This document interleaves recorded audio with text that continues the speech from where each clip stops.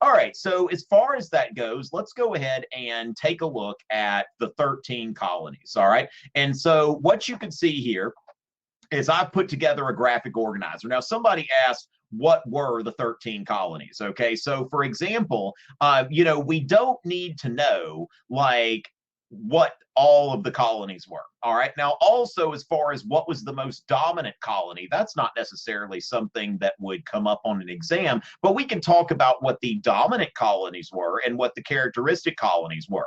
So, as far as the colonies, the most important thing, like when you're thinking about, AP history and what you're going to need to learn about the colonies, is really being able to categorize and compare. Okay. So, if you can categorize and compare the colonies, then you're in good shape. Okay. So, it's not, basically there's really nothing on the exam that is going to require you to know like the inner workings of the Connecticut colony, or like I don't think I've ever seen the New Hampshire colony come up on, or New Jersey like come up on an exam ever. Okay, so as far as that goes, as far as this graphic organizer is concerned, New England, Massachusetts, and Rhode Island, okay, being characteristic New England colonies. Then the middle colonies, which your book or the exam may call mid-Atlantic. Stay hydrated, kids. Pennsylvania and New York, okay? These are two of the colonies that we consider middle colonies. Now, another thing that we want to avoid, just like when people are like, oh, we just finished period 2, don't think in terms of the North, okay? Like we're not thinking about the North, all right? Because there are the middle colonies and there are the New England colonies. And what you're going to see is in the context of colonial America, that you're going to see that the middle and the southern colonies actually have a good bit in common. So don't think it just in terms of the South and the North, but there are going to be some things that are distinctive. Now, I've got 3 different things that I'm going to be looking at here, okay? So when we think about categorizing these things, the economy, religion, and politics and society, okay? So as far as New England, and y'all feel free to interact with me. We've got 72 people here. I'd love to see the chat get lit. What are we thinking about when we think about the economy of the New England colonies? Okay, go. Let's get that going. So when we think about the New England economy, it is based on exactly, Barbara, shipping. Okay, so not sipping. So I'm not let's see, shipping, trade, commerce. Okay, also like, lumber and stuff like that. Okay, now as far as that goes, let's see, Perla, not quite. We want to be very careful with that. And that's where New England is the outlier. So shipping, trade, commerce, fishing, timber, that sort of thing. That is the economy. Now, as far as that goes, the middle colonies, okay, so we've got 2 different things here. Now, a certain amount of fur trade going on in some of these places, even though the fur trade is going to be, okay, very good. I like that. Shipbuilding, okay, so, the fur trade is most prevalent in New France, but there was also certainly some fur trading going on, okay? So as far as the middle colonies or mid-Atlantic colonies, we're looking at staple crops, okay? So we're looking at agricultural and what I call staple crops, okay? Now, a staple crop is a crop to eat. Very good, very good. Okay, so to eat, okay? So the bread basket, okay? So the bread basket of the colonies, and this is basically corn and wheat, okay? So that's what you're looking at there, is an agricultural economy, but based on growing these staple crops. Now, the way that I remember it, any of y'all eat oatmeal? I'm sure that y'all, do that. Yes, but yeah, we'll get to the southern colonies very shortly. Angelina is just trying to help us preview. And see, that's why we're here. So even if you've gotten beyond this, I think this is a great way to review for the exam and make sure that we're getting what we needed to get, even if you're beyond this material. So agricultural, staple crops, crops to eat, okay? Now, as far as that goes, I think about Quaker oats. If you eat oatmeal, Quaker oats. And of course, that's the religion in the Pennsylvania colony. The Pennsylvania colony was founded by William Penn,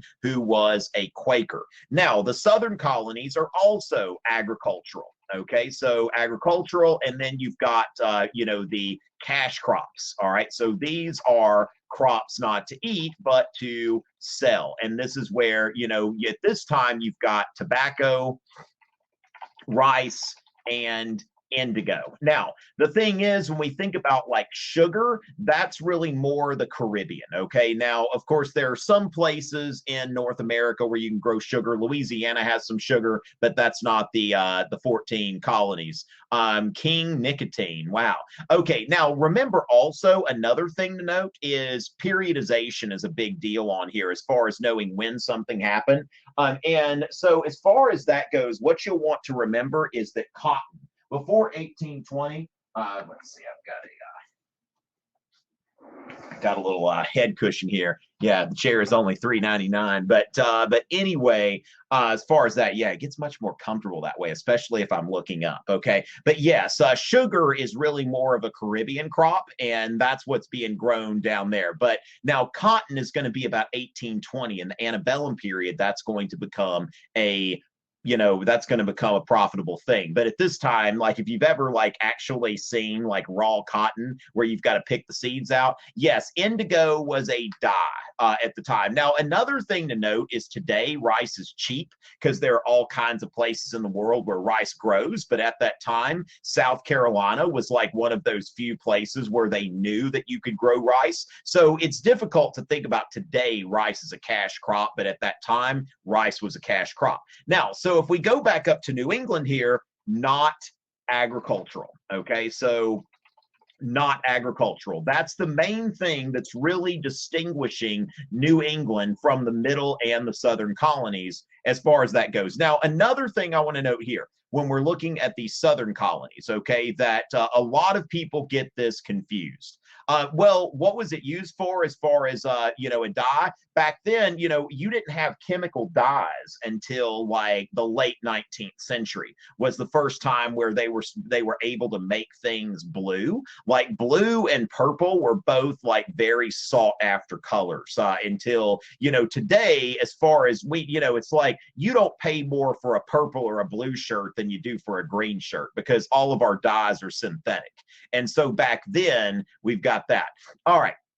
So as far as that goes, that's the thing. Now, Chesapeake Colonies. Okay, so if any of y'all are from Virginia or Maryland, you know where the Chesapeake Bay is. But one of the most common things, and I believe that happened to me when I was in school as well, is when people think about the Chesapeake, they get that confused because it's a bay. They get it confused with Massachusetts Bay.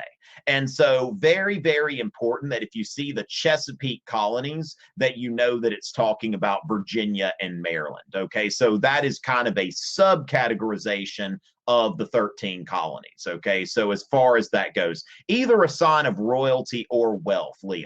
But yeah, so this was basically a dye that only rich people could afford, and it was growing very well in South Carolina at the time. So tobacco was more of a Chesapeake crop, and then rice and indigo more of a Carolina crop. Okay.